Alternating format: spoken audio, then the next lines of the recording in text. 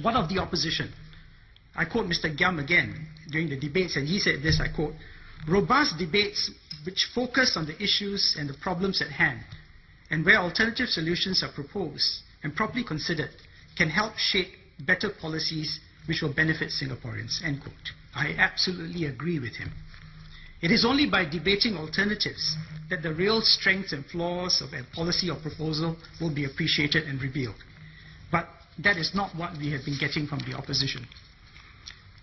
The famous English author P.G. Wodehouse, who was imprisoned by the Germans during the war, wrote that the camp commandant would issue the same instructions to the prison guards every morning. He says, "Go and find out what the prisoners are doing and tell them to stop it." The opposition in Singapore is a bit like that. One gets the impression that their role is to find out what the government is doing and then to find out what's wrong with it. Singaporeans are getting wise to such tactics. No plan or policy is ever perfect or benefits everyone in the same way, and so it doesn't take a particular genius to think of criticisms. And proposing alternatives means giving proper details. Issuing meaningless motherhood milestones is not an alternative 3M framework. So let's deal with the real issues which confront us, and let's give details of what we propose to do. For example, in education, the minister is under constant pressure to reduce stress and workload for our children. But he has to ensure that there remains rigor in the system, because the education experts will tell you that rigor is an important component in any good education system.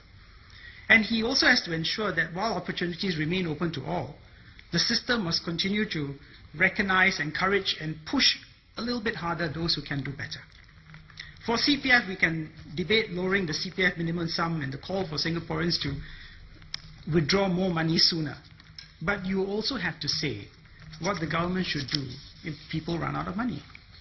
We can debate the GRC system, but you also have to say how you will otherwise ensure minority representation in this House. Or if that's not important to you, say so.